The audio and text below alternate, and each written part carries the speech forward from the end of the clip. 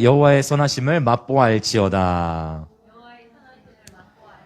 아멘. 이 하나님의 임재, 이 하나님의 임재를 경험한 예배자들은 하나님을 더 목말라하게 돼 있죠. 네, 그 임재를 맛본 자들은 그 임재를 더 사모하게 되고 더 사모하게 되고, 오늘 이렇게 요셉 형제 인도하는 거 보니까 이렇게 마치 주님의 얼굴을 보듯이 이렇게 노래하고 이렇게 새노래하는 모습이 저기도 큰 은혜가 되어졌던 것 같습니다. 계속해서 우리가 주님을 바라볼수록, 그렇죠? 주님을 바라보며 예배할수록 우리가 주님을 닮아가게 되는 것 같아요. 네, 그래서 이 주님을 경배하는 시간이 우리의 삶에 얼마나 큰 복이고 가장 아름다운 시간인지, 또 저도 이렇게 오늘 회중으로 예배하면서 이렇게 누리는 시간이었던 것 같습니다. 네, 우리 주님께 모든 영광 올려드리고요. 자, 오늘 우리 시편 34편을 나눌 겁니다. 시편 34편. 네. 시편 34편. 제가 우리 오늘 찬양 시작하면서부터 참 하나님께 감사했던 것은, 참 이 한 성령님께서 이렇게 찬양과 또 오늘 선포될 그 메시지를 이렇게 하나 되게 하셨어요. 그래서 벌써 주 여호와는 광대하시도다라는 이 고백이 시편 34편 3절에 선포되고 있는데, 네, 아주 하나님께서 오늘 정말 이 예배를 정말 주님 기뻐 받으시는구나. 네, 성령께서 이미 계속 말씀하시고 또 말씀하시는구나 라는 것을 이렇게 느낄 수 있었습니다. 자, 우리 34편 1절부터 22절까지인데요. 이 말씀에 이제 기록된 배경을 알게 되면 이 말씀 한 절 한 절이 우리에게 굉장히 더욱 큰 은혜로 이렇게 다가오게 됩니다. 자, 34편 여러분 성경에 제목이 이렇게 붙어 있으시죠? 네, 아마 없는 성경도 있겠지만 34편에 이렇게 부제가 붙어 있을 거예요. 자, 부제가 어떻게 되나 한번 같이 읽어볼까요? 시작. 다윗이 아비멜렉 앞에서 미친 채 하다가 쫓겨나서 지은 시라고 돼 있습니다. 자, 이 이야기가 이제 어디에 나오냐면, 이제 이 34편 본문을 시작하기 전에 이 배경을 먼저, 배경되는 본문을 보고 34편으로 들어갈 거예요. 자, 우리 사무엘상 21장으로 한번 가볼게요. 사무엘상 21장.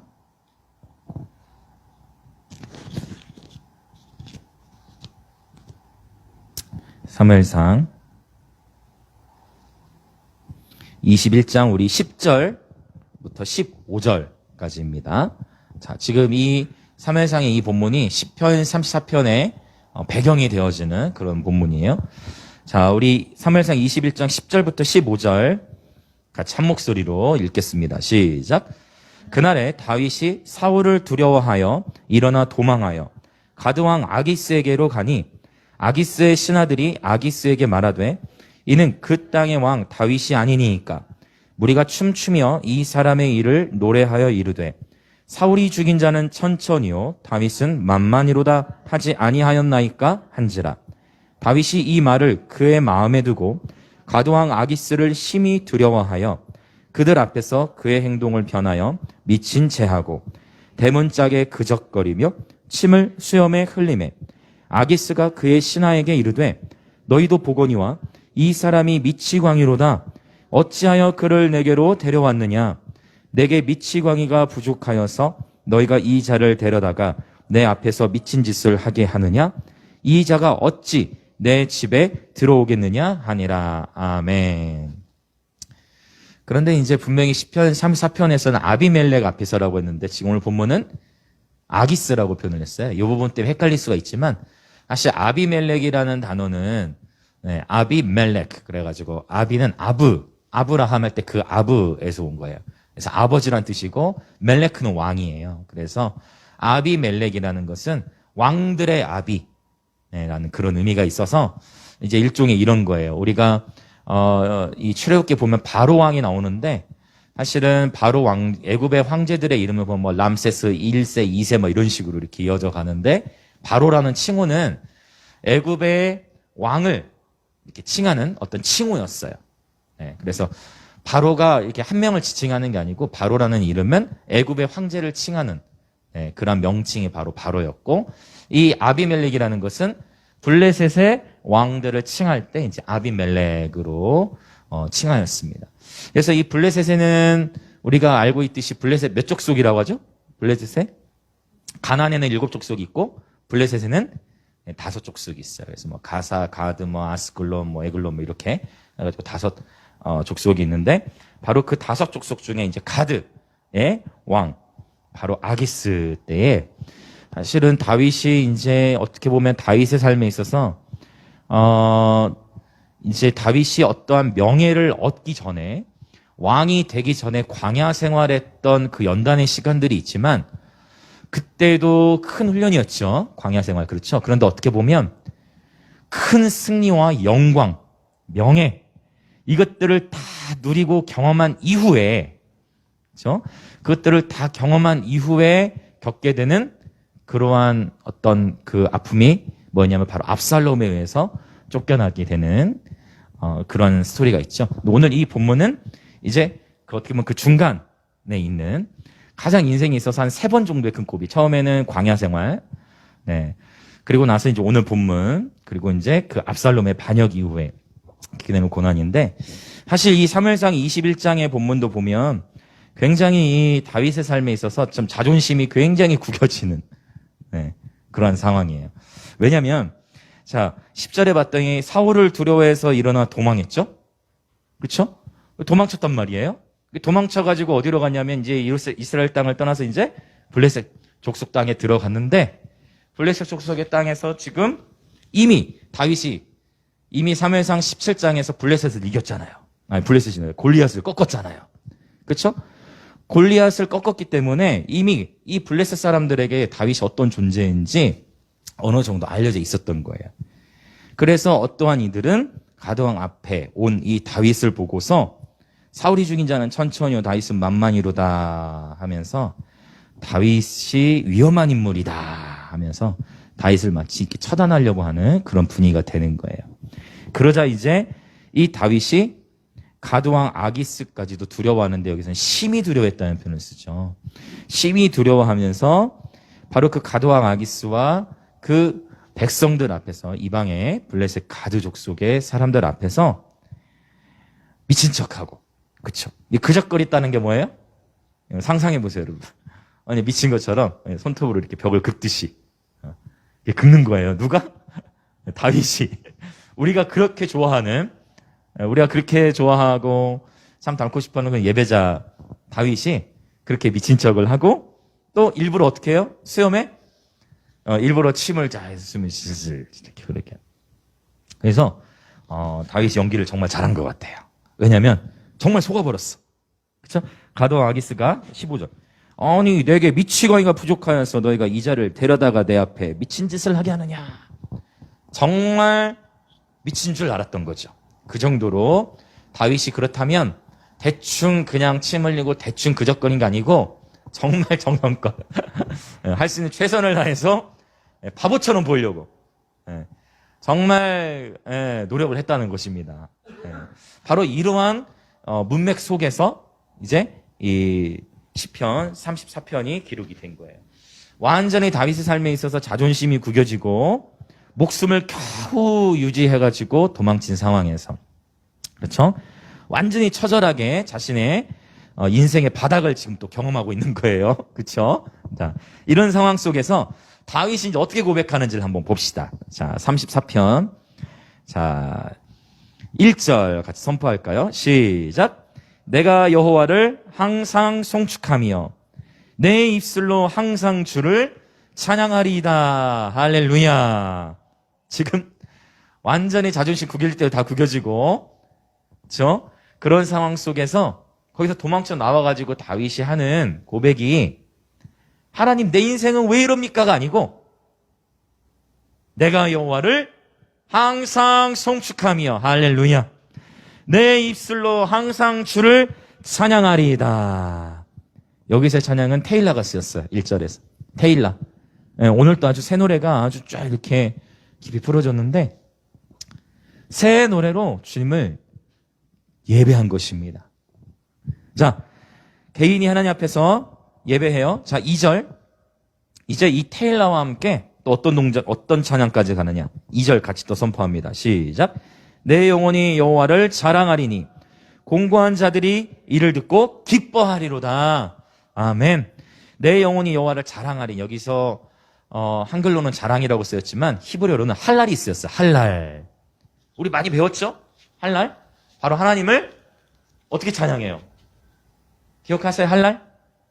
어떻게 하는 거죠? 지랄한다라는 표현을 썼잖아요. 하나님을 바보처럼 보일 정도, 내가 바보처럼 보일 정도로 미친 듯이 열광하며 찬양하는 것이다.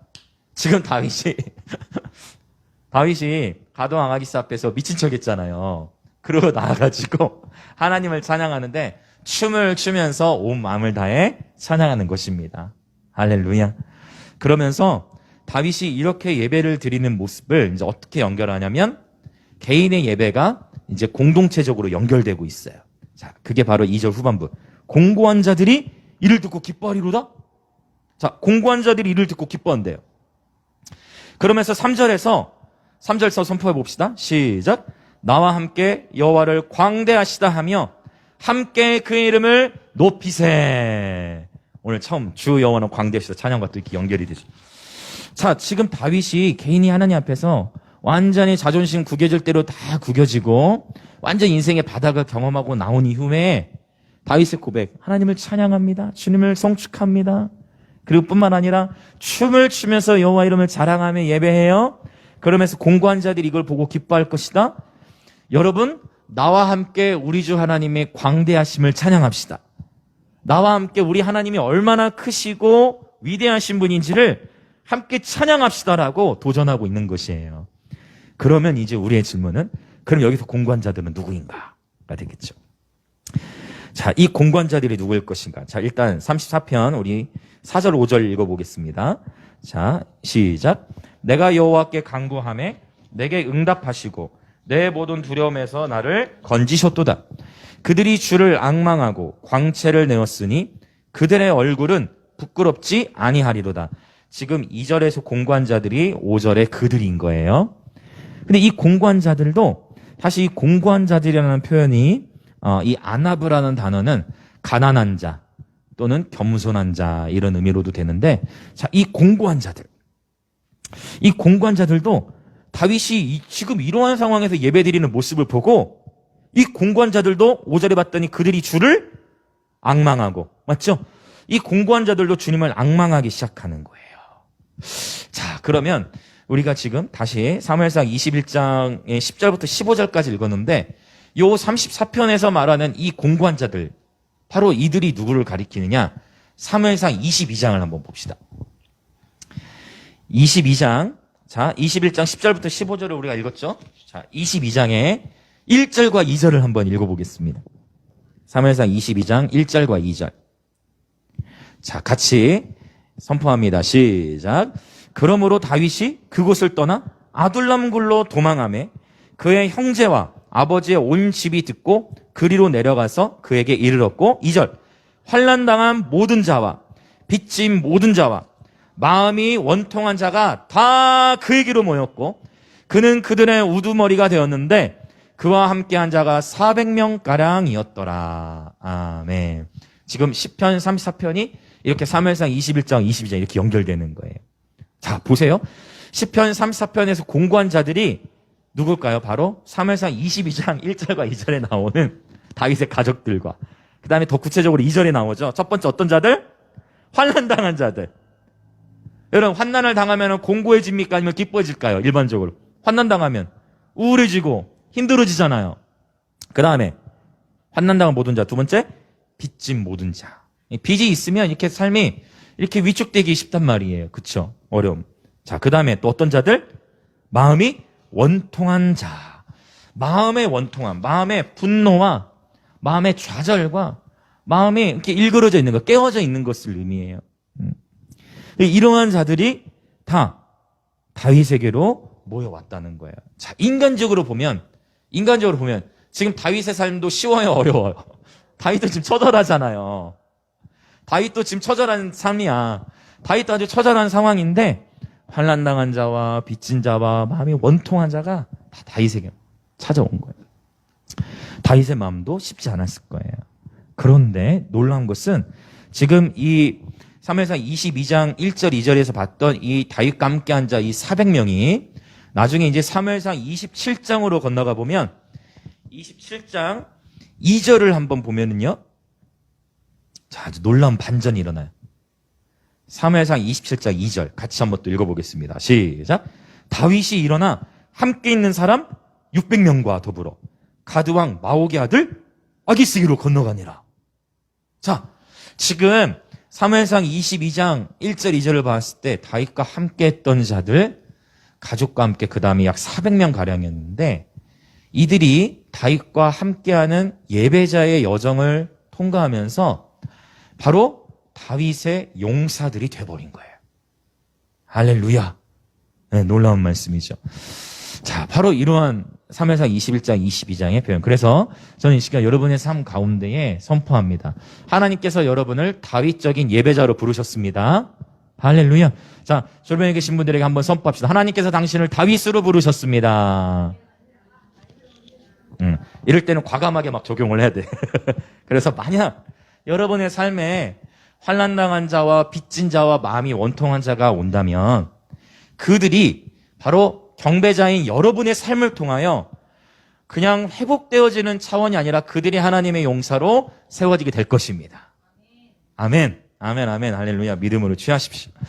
네, 그래서 자, 이렇게 다윗의 용사들이 성경에 언급이 돼 있는데, 물론 이 용사들 중에서도 끝까지 다윗의 편에 서가지고 다윗과 함께 정말 자신의 목숨을 걸고 막 여기 보면은요, 다윗이 나중에 내가 목이 마르다 했더니 아유, 지금 우리 다윗 형님이 지금 목이 말라? 그러면 내가 저 블레셋 진영에 가가지고 물을 기러 오겠습니다. 그리고 물을 딱 기러 온단 말이에요. 그것을 보고 다윗이 아이고, 야야, 네가 어떻게 네 목숨 걸고 거기 갔다 너 그러다가 죽으면 어떡하려고? 너 어떻게 이 물을 기러 왔냐? 야, 네가 기러 온 이 물을 내가 어떻게 마시겠냐? 하려고 거기서 뭐예요? 그 물을 또 하나님 앞에 부어드리고 거기서 뭐 하냐면 또 예배를 드리는 거야. 이러한 아주 충성스러운 함께 그런 동역자들도 있었지만은 사실 고비들이 중간중간에 있어요. 사무엘상 또 30장으로 가보면 사무엘상 30장에서는 또 어떤 일들이 일어나느냐. 다윗, 자, 한번 볼까요? 사무엘상 지금 우리 27장 2절까지 봤죠. 사무엘상 30장 한번 가봅시다. 이렇게 스토리 안에서 좀 전개를 해봅시다. 사무엘상 30장, 자, 1절부터 6절을 한번 봅시다. 한번 쭉 읽어나가 봅시다. 1절부터 6절, 시작. 다윗과 그의 사람들이 사흘 만에 시글락에 이른 때에 아말렉 사람들이 이미 네겝과 시글락을 침노하였는데 그들이 시글락을 쳐서 불사르고 거기에 있는 젊거나 늙은 여인들은 한 사람도 죽이지 아니하고 다 사로잡아 끌고 자기 길을 갔더라. 다윗과 그의 사람들이 성읍에 이르러 본즉 성읍이 불탔고 자기들의 아내와 자녀들이 사로잡혔는지라. 다윗과 그와 함께한 백성이 울 기력이 없도록 소리를 높여 울었더라. 다윗의 두 아내 이스라엘 여인 아히노암과 갈멜 사람 나발의 아내였던 아비가일도 사로잡혔더라. 백성들이 자녀들 때문에 마음이 슬퍼서 다윗을 돌로 치자 하니 다윗이 크게 다급하였으나 그의 하나님 여호와를 힘입고 용기를 얻었더라. 아멘. 자, 어때요? 굉장히 스펙타클하죠. 예, 어떻습니까? 굉장히 스펙타클한 거예요. 아니, 그렇게 해서 또 용사들이 되어지고 살만하고 했는데 문제가 생긴 거야. 결국은 또 다윗이 없는 사이에 이러한 자기 자녀들 다 빼앗기는 이런 일들이 일어나게 되니까 백성들이 자녀들 때문에 마음이 슬퍼서 그들이 믿고 따랐던, 그들이 환난과 빚지고 또 아픔이 컸을 때 믿고 따랐던 그 다윗을 향해 이제 어떻게 해요? 돌을 들어서 치료하는 거예요. 이러한 스토리들, 즉 충성스럽게 섬겼던 일들도 있지만 인생을 살아가다 보면 때로는 이런 아픔, 이런 아니 네가 어떻게 나한테 이럴 수 있어? 라는 그런 일들 경험할 수 있어요, 없어요? 할 수 있다는 거예요. 여러분을 다윗으로 적용하시고 생각해 보세요. 그럴 수 있다는 거예요. 그런데도 불구하고 다윗이 크게 물론 다급하였지만 다윗은 어떻게 했어요? 그의 하나님 여호와를 힘입고 용기를 얻었더라. 할렐루야. 어떻게 다윗이 다급했음에도 불구하고 다시 평정심을 찾을 수 있는가? 어떻게 다윗의 삶에도 인생에 큰 굴곡들이 있었는데 어떻게 다시 마음을 돌이킬 수 있었는가? 다윗의 삶에도 감당하기 어려운 일들과 자존심이 완전히 무너지는 그러한 경험들이 많았는데 어떻게 이렇게 다윗은 바로 설 수 있었는가? 바로 무엇이겠어요? 이제 예배이죠. 할렐루야. 끊임없이 다윗이 하나님의 얼굴을 구했던 그 예배자의 마음이 있었기 때문에 심지어 다윗이 나중에 큰 우리아의 아내를 범하고, 그쵸? 그 우리아는 또 어떤 자였어요, 사실? 다윗의 충성스러운 신하였단 말이에요. 아이러니하죠. 하나님은 그것을 다 기억하세요. 이게 마태복음 1장의 이 족보를 보면 마태복음 1장에 여인들 4명의 이름이 나와요. 아주 중요한 여인들이야. 다른 여인들은 다 이름을 언급해 놓다가 우리아의 아내 바세바가 나와야 되는데 바세바로 기록하지 않고 우리아의 아내로 기록을 해. 그게 뭐냐면 우리아의 아내, 우리아를 계속 상기시키는 거야, 하나님께서도. 다윗도 이런 큰 죄를 범했음에도 불구하고 하나님께서 말씀하시기를 이는 내 마음에 합한 자라라고 했어요. 이것을 여러분 구약에서만이 아니고 사도행전에서도 다윗이 하나님 마음에 합한 자였다는 말씀을 그대로 사도가 인용해서 기록하고 있다는 것은 정말 다윗이 하나님 마음에 합했다는 거예요. 그래서 여러분 이걸 꼭 기억하세요. 하나님은 저와 여러분에게 완벽을 요구하는 게 아니에요. 하나님은 저와 여러분의 완벽을 요구하는 게 아니야. 우리가 신앙생활하고 이 세상을 살아가면서 죄를 짓고 넘어질 때가 있어요. 실수할 때가 있어요. 그런데 중요한 것은 그때 실수하고 죄를 지을 때는 빨리빨리 뭐 해요? 돌이키는 거예요. 할렐루야. 이게 포인트예요. 하나님 마음에 합한, 여러분, 완벽을 추구한다 해서 절대 하나님 기준에 우리가 닿을 수가 없어. 완벽으로 갈 수가 없어. 그러나 예수의 피로 말미암아 이제 의롭게 된 것이죠.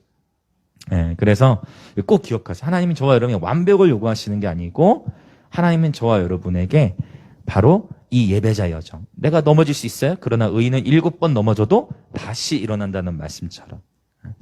그래서 하나님 앞에 늘 그 은혜의 보좌 앞에 담대히 나아가는 저와 여러분 되기를 원합니다. 담대히 늘 나아가는 거예요. 자, 이제 이 시편 34편으로 다시 돌아와 봅시다. 바로 이러한 공고한 자들이 역시 다윗이 다급한 상황 속에서 하나님 얼굴을 구했더니 이 공고한 자들도 하나님의 얼굴을 구하며, 그렇죠? 그들이 주를 앙망하고 광채를 내었으니 그들 얼굴은 부끄럽지 아니하리로다. 결국 사무엘상 30장에서 빼앗겼던 모든 자녀들과 전리품들을 다시 찾아오도록 하나님이 인도하셨단 말이에요. 자, 6절. 시편 34편 6절 한번 또 읽어봅시다. 시작. 이 공고한 자가 부르짖음에 여호와께서 들으시고 그의 모든 환난에서 구원하셨도다. 할렐루야. 여기 6절은요. 그들이 아니죠. 공고한 자들이 아니야. 이 공고한 자. 단수로 쓰인 거예요. 여기서 이 공고한 자는 그럼 누굴 가리킬까요? 다윗 자신을 가리키는 거예요. 다윗 자신의 삶에도 회의감이 많이 들었을 거예요. 여러 다양한 이유에서 지금 제가 말씀드린 21장, 22장, 27장, 30장 이 본문들을 기억해 본다면 이 공고한 자가 지금 다윗이 자신도 지금 아비멜렉 앞에서 미친 채다 쫓겨난 상황이잖아요. 그 상황 속에서 하나님을 향해 부르짖는 거예요. 여호와께서 들으시고 그의 모든 환난에서 구원하셨도다. 자기 자신을 향해 기록한 건데 여러분 이 부르짖을 수 있다는 것이 우리에게 큰 축복인 줄 믿습니다. 우리가 부르짖어서 기도하고 마음껏 소리를 높여 찬양할 수 있는 것이 우리가 얼마나 큰 특권인지 몰라요. 그리고 여러분 부르짖을 수 있다는 것은 그만큼 뭔가 소망이 있는 거예요. 소망이 있기 때문에 위급한 다급한 상황 속에서 부르짖을 수 있는 것입니다. 여러분 우리 삶 속에 내가 감당할 수 없는 환난과 어려움이 있습니까? 그때마다 하나님을 향해 부르짖으시기 축복합니다. 그래서 지금 34편 1절부터 6절까지 무엇을 말하냐면 찬양하고 기도하는 것을 말하는 거예요. 그렇죠? 언제나 우리 삶 가운데에 묶임이 찾아오려 하고 공공한 일들이 찾아오려 하고 다급한 일이 있을 때마다 여러분 하나님을 더 많이 찬양하시길 축복합니다. 하나님께 부르짖어 기도하시길 축복합니다. 아멘. 자, 그렇게 찬양하고 기도하는 삶을 살았던 다윗의 삶에 하나님께서 놀라운 축복들을 주시는 거예요. 그것이 바로 7절부터 10절에 언급되어 있습니다. 자, 같이 또 읽어보죠. 우리 7절 선포합니다. 여호와의 천사가 주를 경외하는 자를 둘러 진치고 그들을 건지시는도다. 할렐루야. 할렐루야. 여러분 참 우리 인생을 내일 일을 알 수가 없는 것이 오늘날에도 비행기 사고들 일어나는 거 보면 며칠 전이죠? 중국 항공에 132명입니까? 여러분 그 132명의 모든 생명이 다 존귀한 생명이잖아요. 그 비행기 안에 타고 있었던 사람들이 그 비행기가 사고 날 줄 알았겠어요? 전혀 모르죠. 그 132명 또한 나름대로 수많은 꿈들과 수많은 비전을 가지고, 그쵸? 수많은 꿈들을 가지고 살았을 거 아니에요. 수많은 꿈들을 가지고 어디론가를 향하고 있었겠죠. 그러나 비행기가 추락하는데 한 3분? 2, 3분? 마치 미래를, 어떤 죽음을 유언을 남기거나 준비할 겨를도 없이 그냥 2, 3분 안에, 여러분 그거를 생각도 못하죠. 그냥 비행기가 완전히 이렇게 수직으로 하강하는 그 상황 속에서 어떠한 생각을 했겠어요? 인생을 알 수가 없더라고. 그쵸? 우리가 내일 일을 알 수가 없어. 그래서 이런 일이 있을 때마다 우리가 생각하게 되는 것은, 여러분 오늘의 하루도 주님의 선물인 줄 믿습니다. 그냥 오늘의 이 하루를 이렇게 우리가 호흡할 수 있고, 이렇게 이 산자들의 땅에서 우리가 예수의 이름을 높일 수 있다라는 것, 이것이 우리에게 큰 축복인 줄 믿습니다. 오늘의 하루도 우리는 신실하고 성실하게 살아갈 의무가 있는 거예요. 그들도 수많은 꿈들을 가지고 그 비행기를 탔을 거란 말이죠. 참 내일 일은 알 수가 없어요. 그렇죠?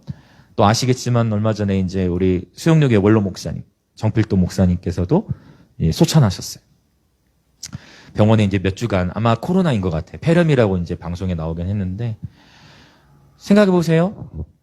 저까지도 기도 문자를 받았어요. 저는 수영역의 교인이 아닌데. 그 기도 문자도 지금 정필도 목사님 다 지금 너무 위급하십니다. 기도 문자가 한 바퀴 돌아서. 수영역교회 자체만 해도 몇만 명의 성도인데, 그래서 같이 기도하고 그러다 또 문자가 호전되셨다 합니다. 근데 이 코로나가 그런 특성이 있는 것 같아요. 좋아지다가 갑자기 또 이렇게 그런 경우들을 우리가 또 많이 봤잖아요. 가까이서도. 그런데 그렇게 많이들 기도했지만 결국은 하나님의 부름을 받으신 거예요. 여러분, 이러한 우리 인생 앞에 감히 우리가 고백할 수 있는 것은, 여러분, 인간의 생사화복, 이것은 하나님께 있어요. 모든 생명, 하나님은 우리의 생명의 주권자이십니다. 할렐루야. 우리가 다 이해할 수 없어요. 결코 우리의 지식과 경험으로 이 세상에 일어난 일들을 다 이해할 수 없어요. 그러나 우리가 할 수 있는 것은 뭐냐면, 전도서에 있는 말씀처럼 사람이 마땅히 행해야 할 본분은 여호와를 경외하는 것입니다. 우리의 생명의 진짜 안전은 오직 하나님께만 있는 것입니다. 할렐루야. 그래서 여러분, 우리가 할 수 있는 최선의 영역은, 전도사가 그걸 말하는 거예요. 인생을 솔로몬이 다 경험하고 명예와 부와 그걸 다 누려봤더니 결국 하나님을 경외하는 것밖에는 할 수 있는 게 없더라. 그것이 전부더라. 우리가 내일 일을 알 수 없는 우리 인생 가운데 우리가 할 수 있는 것은 오늘의 하루도 성실하게 살아가면서 하나님을 경외하고 그분을 예배하면서 오늘의 하루도 후회 없이 살아가는 것입니다. 할렐루야. 어떠세요, 여러분? 오늘의 하루, 주님 안에서 여러분 성실의 하루를 보내셨습니까? 바쁘게 보내셨죠? 할렐루야. 네. 최선을 다해 살아가는 것이죠. 그러면서 오늘의 주어진 하루 안에서 주와 친밀하게 동행하는 것, 이것이 우리 인간이 마땅히 행해야 할 본분일 것입니다. 여호와의 천사가 주를 경외하는 자를 둘러진치고 그들을 건지시노도다. 그러면서 이제 이럴 수 있어요. 여러분, 비행기 섣불리 타실 수 있겠어요? 자, 하나님은 또 무엇을 말씀하시냐면, 생명의 주권이 하나님께 있기 때문에 우리는 여전히 비행기도 탈 것이고, 그렇죠? 여전히 비행기도 타고 여전히 복음을 전하고 여전히 삶을 살아가는 거예요. 그래서 주님이 부르실 때까지. 아멘. 생명의 주권이 하나님께 있습니다. 하나님 말씀하셨어요. 다른 어떤 이유, 다른 어떤 논리와 상관없이 하나님은 주를 경외하는 자를 둘러 진친다고 말씀하셨습니다. 할렐루야. 저는 이 말씀을 믿습니다. 네. 하나님은 반드시 주를 경외하는 자를 둘러 진치고 그들을 건지시는도다라고 말씀하셨어요. 하나님의 이 부르심의 영역은 굉장히 특별해서, 사실은 저의 삶에도 이 운전하면서 큰 대형사고가 날 뻔했는데, 제가 실제로 저와 저희 아내와 저희 예심이 하미가 유모차에 타고 있을 때, 카시트 있을 때 서울에서 대전으로 내려가는 그 길에 빗길이었어요. 저는 실제로 저희 아내는 지금 그걸 경험했어요. 이미 늦었어. 이게 고속도로에 달리고 있다가 이미 앞에 저 멈춰 이미 늦었어. 이건 이제 뭐 생각할 겨를이 없잖아요. 그런데 이미 늦었는데 천사가 그 차를 붙들어가지고 사고가 나지 않도록 지켜주신 것을 저는 경험했어요. 할렐루야. 아마 운전하다 이런 경험들 하신 분들도 있을 거예요. 그러고 보니까 운주지쌤 운전하다가 주님을 만나셨던가? 그쵸? 폭우가 쏟아질 때 주님과의 만남이 있으셨다는 예전에 간증이 있었어요. 여러분, 정말 하나님은 저와 여러분을 그분의 천사들을 통해 보호하고 계십니다.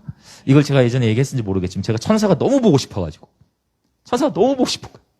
저희 주일학교 예배 드리다 보면 자, 예수님 꿈에서 만난 사람은 다 손들고 막 이러는데 제가 정말 너무 천사가 보고 싶어가지고 하나님, 천사가 보고 싶다고 하나님 말씀 속에 나타나 있는데 왜 20대 때요? 왜 내 옆에 있는 사람들 천사 저기 있다고 하고 막 하는 사람들도 많은데 왜 내 눈엔 안 보이냐고 이렇게 기도를 했는데 순수하게 기도를 했는데 어느 날 꿈에서 보여주시더라고. 네. 제 뒤로부터 흰 옷을 입은 사람들이 쭉 저를 이렇게 둘러 진치고 있는 거예요. 그러고서 그때 이 말씀으로 기도했던 건 아닌데 그래서 제가 성경을 때 많이 보고 있었으니까 그래 이거구나. 여러분, 신기한 일들이에요. 꿈에서는요, 꿈들을 많이 꾸시겠지만 꿈에서는 우리 영이 직관과 양심은 영의 기관이라고 했어요. 꿈에서는 꿈에서 만난 그 존재가 누구인지 알게 돼. 우리가 천국에 가서도 한 번도 만나보지 않았던 아브라함, 이삭, 야곱 이런 사람들 다 알게 되거든요. 네. 며칠 전에도 또 저희 이제 하은이도 꿈을 꿨는데 꿈에 야곱 할아버지가 나왔대. 야곱이 어떻게 알았냐? 야곱이던데. 무슨 말 이랬죠. 그냥 영화에 나중에 우리가 여러분 기대되지 않으세요? 나중에 우리가 주님과 만나게 되면 여러분 성경에 나오는 바울, 다윗 이 모든 인물들이 여러분 그들이 명찰 타고 다니겠어요? 아니에요. 여러분 그런 차원이 아니고 그냥 영원한 세계 안에서 아브라함이다. 다윗이다. 바울이다. 우리 예수님 이렇게 다 알게 되어져요. 여러분 기대하십니까? 주님의 나라에서 주님을 보고 하나님의 사람들 만날 시간들? 그래서 하음이 야곱 요새 주일학교 학생들의 이제 지난주 본문이 야곱이었거든요. 그래가지고 그 본문 안에서 야곱 나오면서 예수님 만나기를 기도하자 하고 막 했는데 진짜 야곱 할아버지가 나왔더라고요, 꿈에. 그래서 이런저런 얘기를 나눴나 봐요.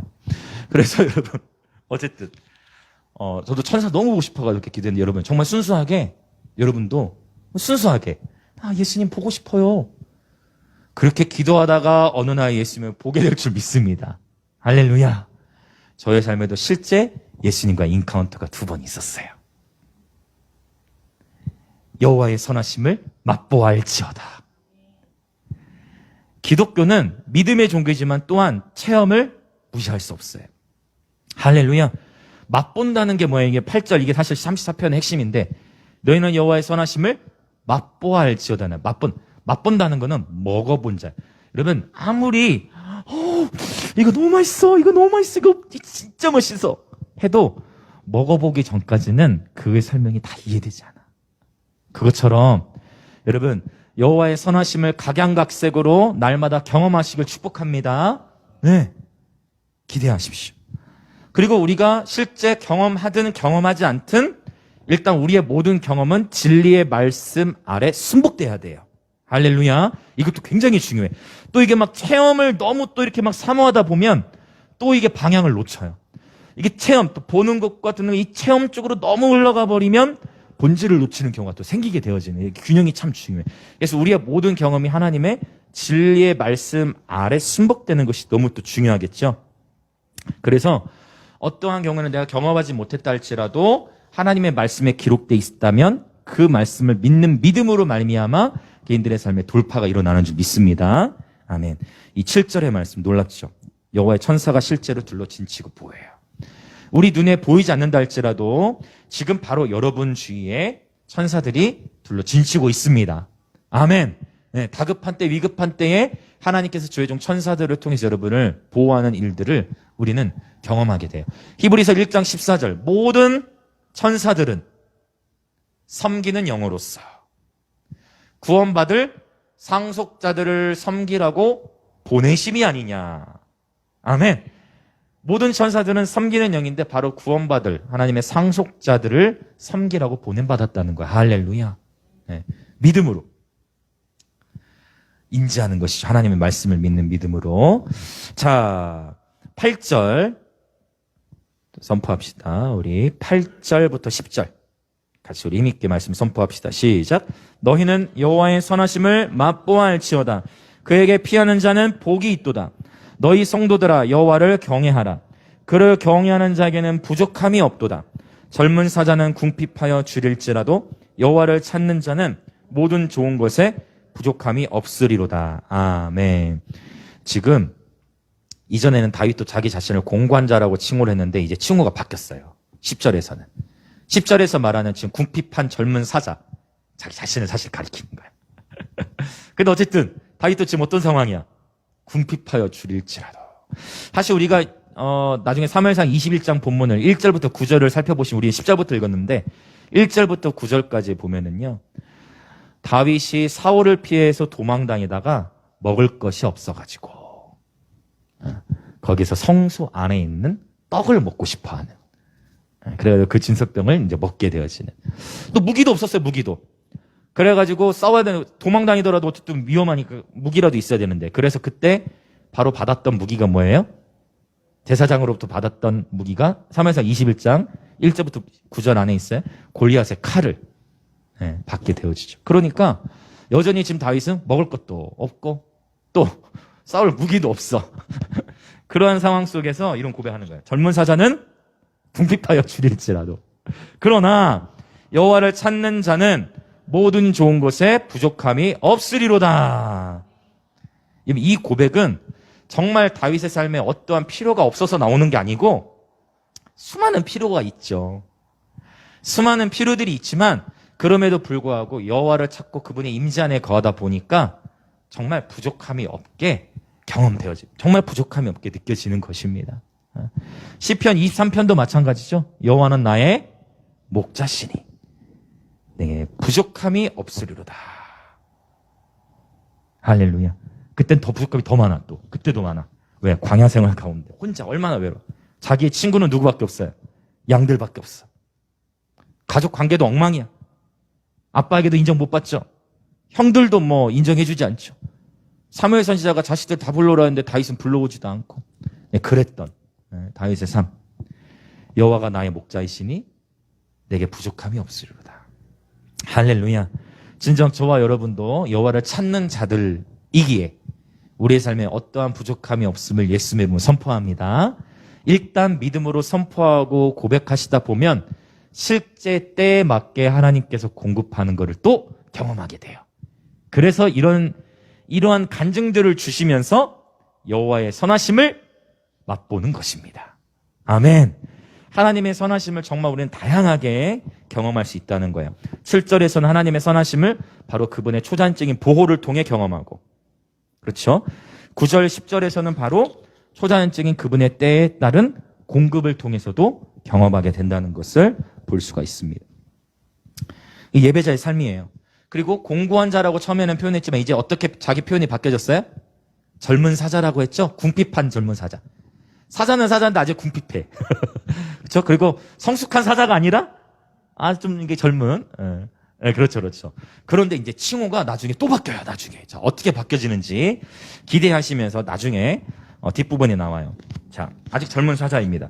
자, 그러면서 이제 11절, 12절 읽어봅시다. 시작. 너희 자녀들아 와서 내 말을 들으라. 내가 여호와를 경외하는 법을 너희에게 가르치리로다. 생명을 사모하고 연수를 사랑하여 복받기를 원하는 사람이 누구뇨? 오케이. 잠깐 멈추자면 다윗도 사실은 사울 앞에서 도망치고 또 가드왕 아기스 앞에서도 도망을 쳤단 말이에요. 사람은 본능적으로, 그렇죠? 본능적으로 죽을 위기에 처하면 두려워지게 돼 있어. 사람은 본능적으로 오래 살고 싶어 하게 돼 있습니다. 이건 자연스러운 거죠. 그렇죠? 자연스러운 거예요. 지금 이 다윗도 뭐라고 표현하냐면, 자, 생명을 사모하고 연수를 사랑하여 복받기를 원하는 사람이 누구냐. 오늘 찬양 가운데서도 축복이 선포됐잖아요. 민수기의 축복처럼. 여러분, 하나님은 저와 여러분이 복받기 원하십니다. 아멘. 그분이 원하시는 바로 하나님 아버지의 마음은 자녀들이 그분이 우리에게 예정된, 여러분 각자, 우리의 각자의 삶을 향해 예정된 그 모든 하나님이 예배하신 축복들을 다 받기를 원하시는 거예요. 할렐루야. 자, 복받기를 원하시고 생명을 우리 가운데 이 땅에서 아름답게 살아가길 원하시는데 다윗이 지금 선언하는 거예요. 마치 조금 잠언 느낌이 나요. 지금 이제 11절부터 본문은 여호와를 경외하는 법을 너희에게 가르치리로다 라고 했어요. 생명을 사모하고 복받기를 원하느뇨? 그렇다면 너희는 이렇게 해야 된다라고 잠언격으로 이렇게 말씀하고 있는 내용이 13절, 14절이에요. 자, 13절 읽어볼까요? 시작. 내 혀를 악에서 금하며 내 입술을 거짓말에서 금할지어다. 아멘. 결국 예배자의 입술에 대해서 다윗이 말씀하고 있는 것입니다. 정말 하나님의 넘치는 그 복을 받기 원하느뇨? 또 장수하기를 원하느뇨? 그렇다면 너의 혀를 악에서 금하라. 내 입술을 거짓말에서 금할지어다. 잠언 말씀에 보면 이 말이라는 것이 얼마나 중요한지 계속 잠언에서 반복적으로 설명하고 있어요. 그래서 여러분 정말 그런 패턴이 있죠. 우리 잠언이 31장까지니까 하루에 한 장씩 읽고 그 말씀으로 기도하는 패턴, 이거 아주 좋은 습관이에요. 네. 실제적인 지혜가 담겨져 있으니까 굉장히 건강하고 아주 좋은 습관이 될 거예요.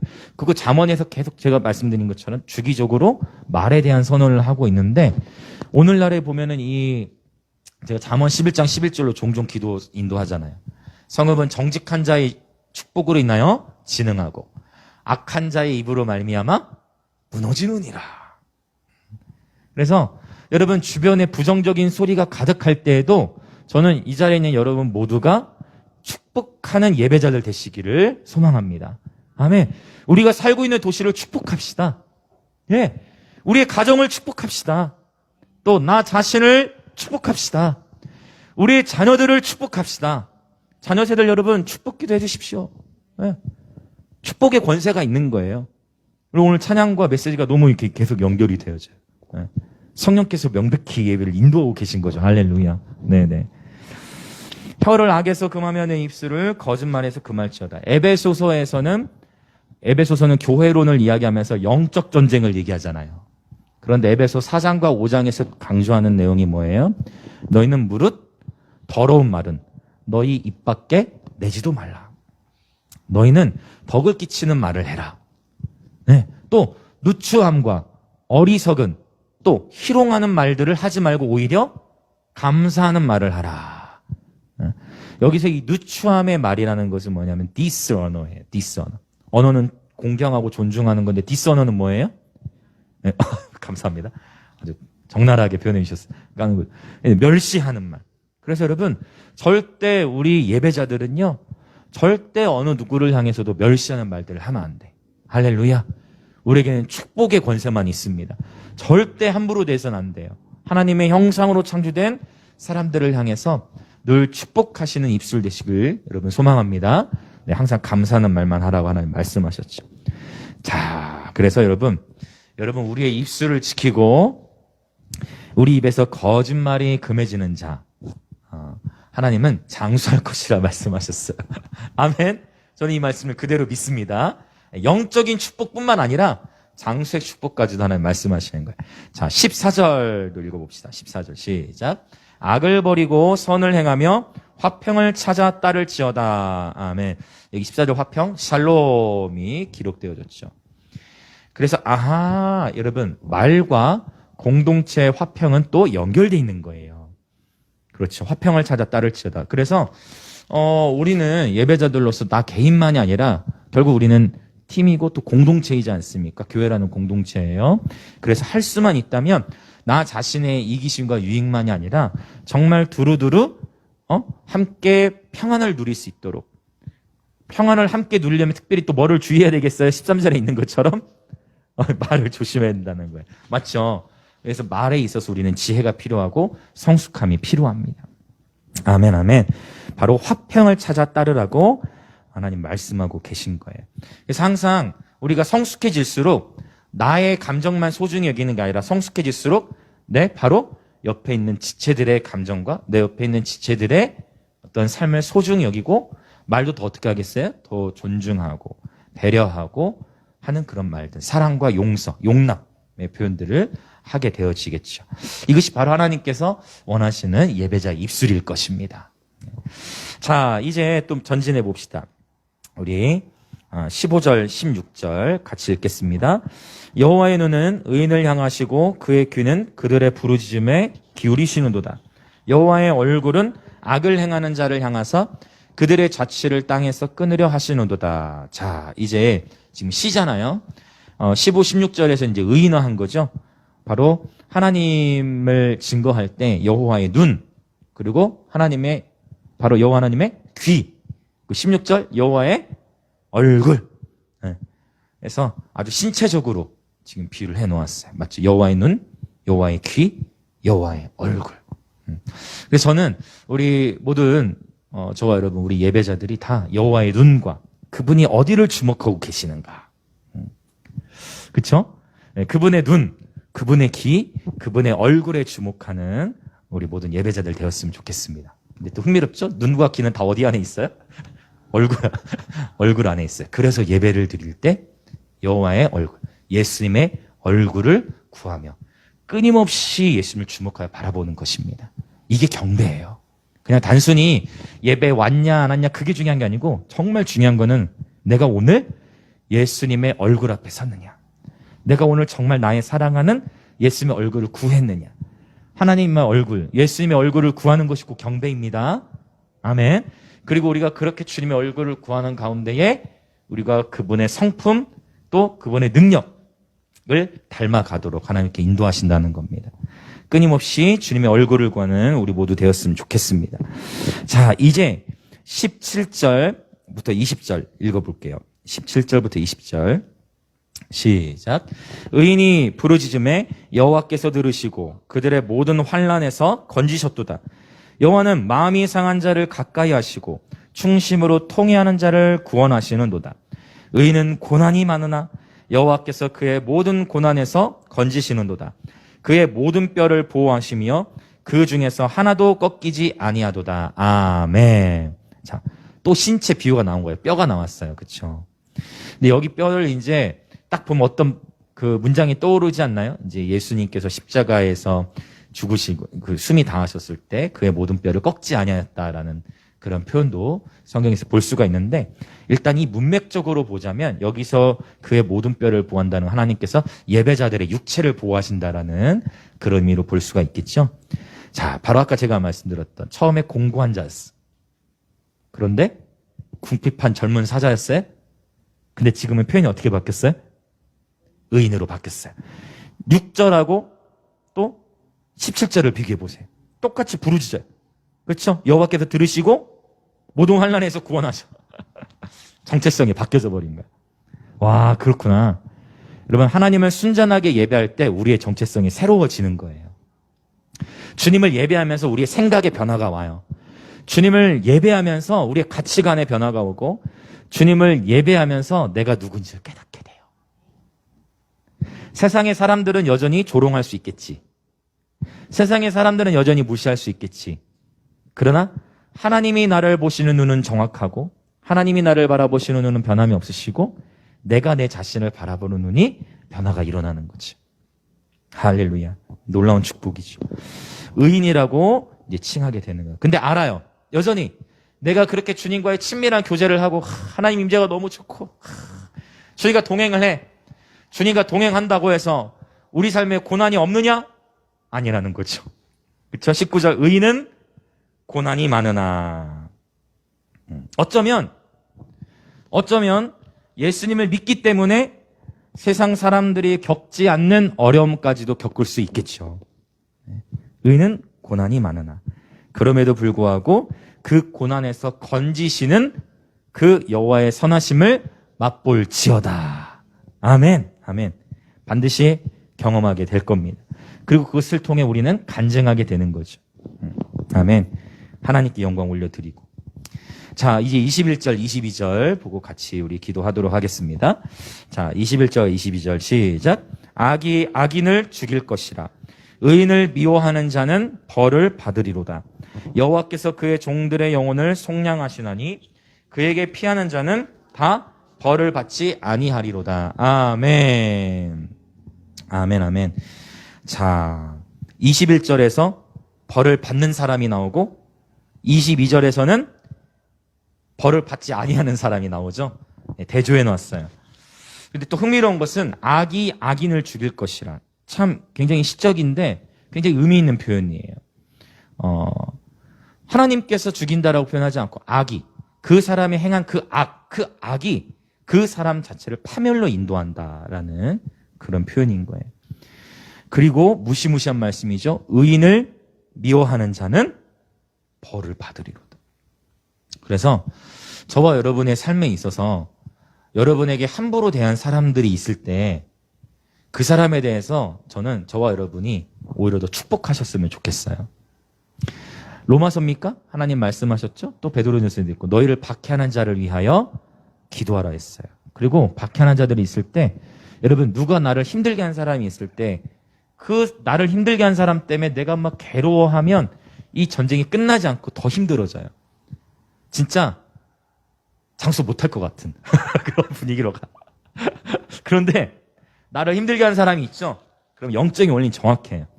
나를 힘들게 하고 나를 함부로 대한 사람이 있으면 그 사람을 향해 구체적으로 내가 이 시간 누구누구를 기도하실 때 예수님은 축복합니다. 여러분 이 축복의 능력이 있어요. 그 정말 여러분 힘들게 하고 어렵게 한 사람을 향해 여러분 그럴 수 있지만 저 사람 미워지려고 하면 그 사람 오히려 뭐 하기 시작하라? 축복하라는 거예요. 그러면 신기하게 영적 권위가 와요. 이러한 여호와의 선하심도 맛보시길 축복합니다. 여러분 정말 여러분 특별히 관계 안에서 여러분 어렵고 힘들게 한 사람이 있다면 그 사람을 진짜 예수님 여러분 축복하기 시작하세요. 마음으로는 동의가 안 돼도 일단 말씀의 순종함으로 축복하기 시작할 때 그 사람과의 관계 안에서 돌파가 와요. 할렐루야. 이게 놀라운 축복의 능력이에요.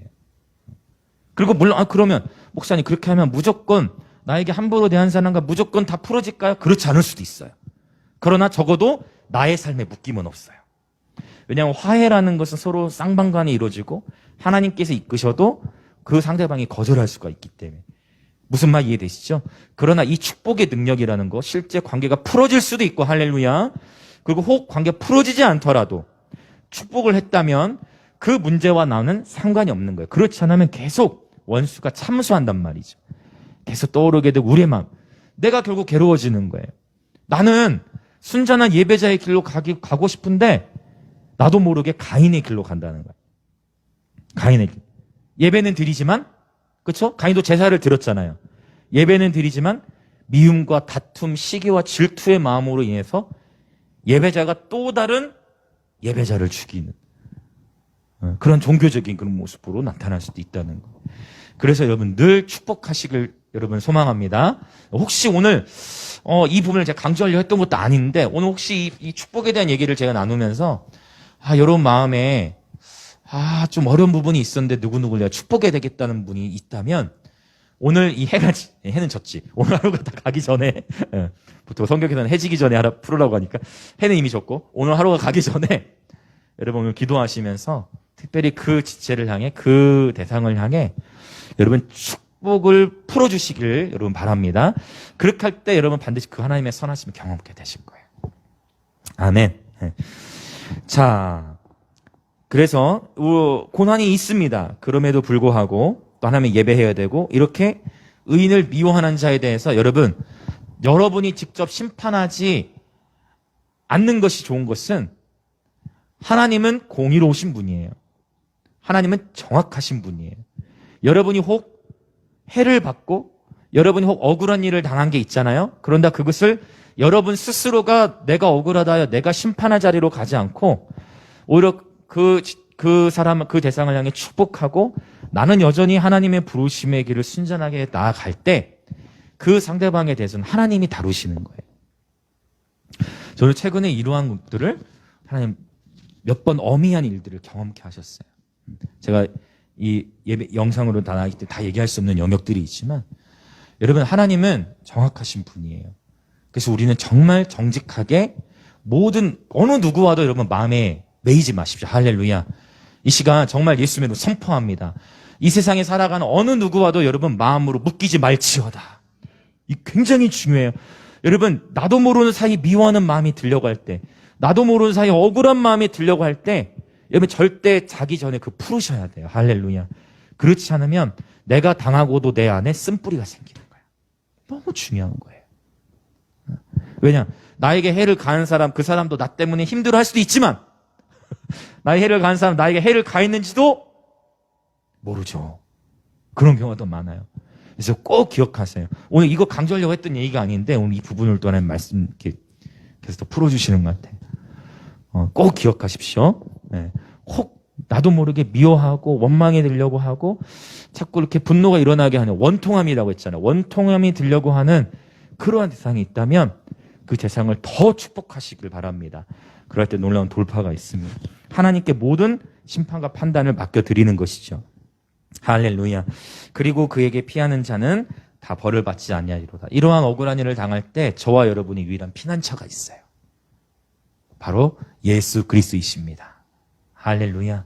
그래서 언제든지 예수님의 얼굴을 바라볼 때마다 여러분 그분의 얼굴이 이렇게 저와 여러분이 어떻게 상급이 되어졌으면 좋겠어요. 내 모든 상황, 내 모든 환경적 어려움이 있다 할지라도 언제나 예수님의 얼굴을 주목하여 바라보는 예배자들 되시길 축복합니다. 아멘. 자, 이 시간 함께 우리 기도하겠습니다.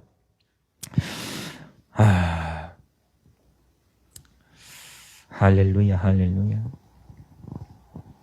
여호와의 선하심을 맛보아 알지어다 라고 하나님 말씀하셨어요. 이 하나님의 선하심, 이 그분의 임재를 맛본 자들은 서두에 말씀드렸듯이 더 원하게 돼 있습니다. 마태복음 13장에 보면 여러 다양한 하나님 나라에 대한 일고들까지 비유가 나오는데 천국은 마치 밭에 감추인 보화라고 말씀하셨죠. 그런데 그 보화를 천국은 마치 밭에 감추인 보화예요. 근데 그 밭을 갈던 사람이 그 밭에서 보석을 발견하면 다시 집으로 와서 자기의 모든 소유를 다 팔아서 그 밭을 산다고 표현하고 있어요. 그 밭을 사는 거예요. 왜? 거기서 보화를 발견하기 때문에. 이분 잘 보세요. 이 비유는 단순해요. 여러 가지로 적용할 수가 있지만 그 사람은 지금 농부였던 거고 자기 땅은 아니었겠죠. 그러니까 나중에 그걸 샀겠죠. 그냥 뭐예요? 일종의 품삯을 받고 삭스 받고 이랬던 사람이었겠죠. 그냥 그는 어느 날과 똑같이 어제처럼 오늘 밭에 나간 거예요.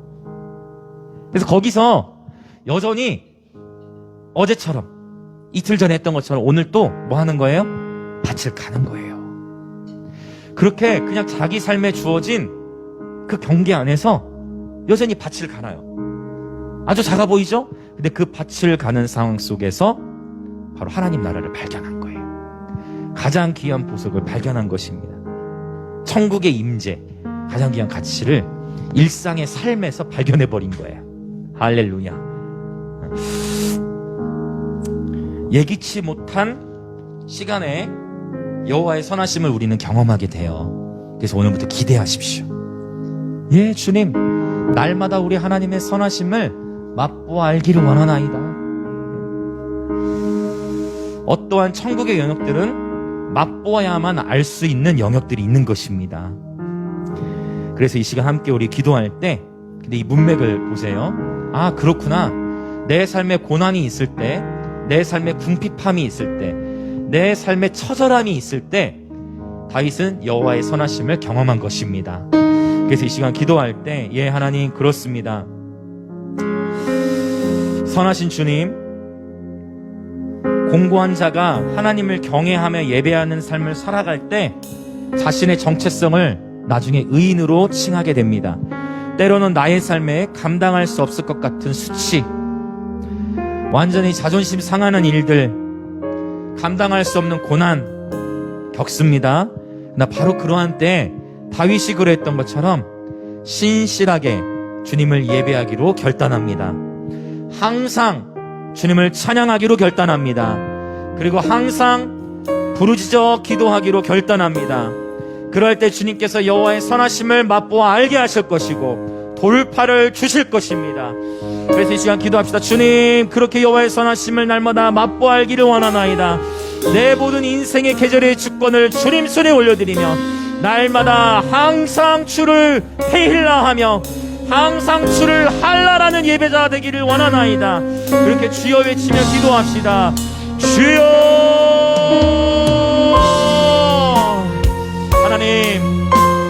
다윗의 스토리를 통해 우리에게 말씀해 주시니 감사합니다. 오 주님, 인생의 바닥, 아주 처절한 모든 자존심이 구겨지는 처절한 다윗의 삶 가운데에 오 주님, 다윗은 변함없이 여전히 주님께 새 노래를 올려드렸습니다.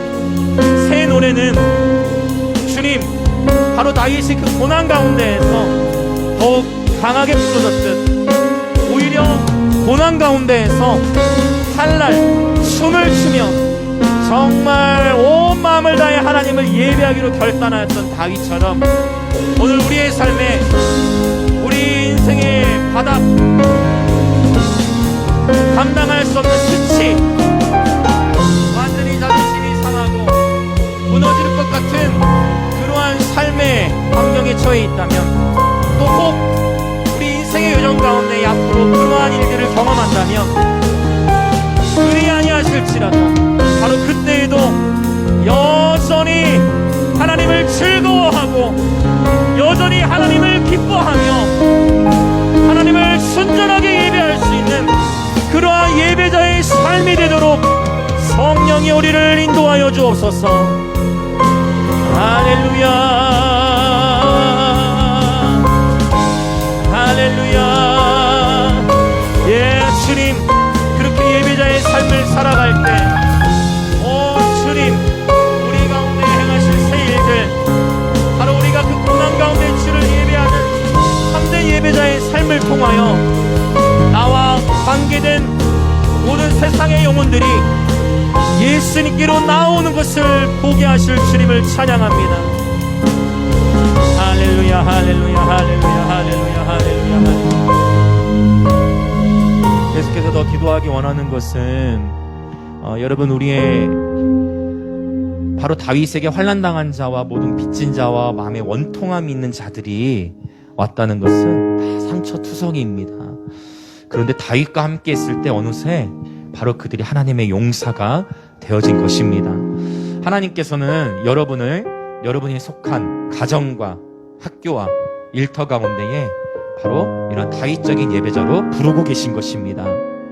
바로 여러분을 통해 공고한 자, 환난당한 자, 빚진 자, 마음의 원통함이 있는 자가 여러분이 신실하게 고난 가운데서도 주를 기뻐하고 예배하는 삶을 통하여 바로 여러분의 모습을 통하여 예수께로 나오는 일이 있으시길 예수님의 이름으로 축복합니다. 바로 저와 여러분은 하나님 다윗적인 예배자로 부르셨고 우리들을 통해 영혼들을 주께로 인도하실 주님을 기대합시다. 그리고 우리를 부르신 가정과 학교와 일터에서 신실하게 주님을 예배합시다. 그렇게 우리 하나님께서 행하시를 기대하시면서 함께 기도하시겠습니다. 예, 하나님 아버지, 그렇습니다. 하나님, 슬픔에 처해 있는 자에게 하나님 기쁨을 전하게 하시고, 오 아버지, 좌절에 처해 있는 자에게 오 하나님 찬송의 기쁨을 운반케 하옵소서. 오 하나님 아버지, 다윗과 함께했던 상처투성이었던 자들이 아버지 다윗처럼 하나님을 예배하는 하나님의 군대가 되었던 것처럼 오늘 우리들이 속한 가정과 학교와 일터에서 아버지 우리가 하나님 앞에 신실한 예배자의 삶을 살아갈 때에 아버지 그 예배자의 삶을 통하여 영혼들이 주께로 돌아오는 일들을 보기 원하나이다. 성령이여 사로잡으소서. 주님, 이 김해와 부산 땅을 넘어 아버지 영남 땅에 하나님의 마음에 합한 예배자들의 군대가 일어나게 하시고 어떠한 고난과 역경 가운데서도 항상 주를 기뻐하며 예배하고 부르짖는 그러한 다윗의 세대를 일으켜 주옵소서. 할렐루야, 할렐루야, 할렐루야, 할렐루야, 할렐루야, 할렐루야, 할렐루야, 할렐루야, 할렐루야. 예, 주님 새롭게 하소서. 예, 주님 마음을 새롭게 하시고 관점이 변화되게 하시고 주님을 예배하는 가운데 우리의 정체성이 변화되게 하시옵소서. 아멘, 아멘, 아멘, 아멘. 할렐루야, 할렐루야. 이제 마지막으로 우리 다시 한번 기도 제목 드리고 우리 자유롭게 기도함으로 예배를 마치기 원합니다. 축복입니다. 그래서 여러분 이 시간 기도하실 때 여러분 개인과 또 여러분 가정과 관계된 어떠한 또 불편하거나 여러분이 해를 당했거나 여러분이 불합리를 당했던 지체들 또는 생각나거나 그러한 지체들이 있다면 여러분 이 시간 그 대상을 예수님의 이름으로 축복하며 하나님께 올려드리십시오. 그 축복의 능력을 여러분 경험케 되실 것입니다.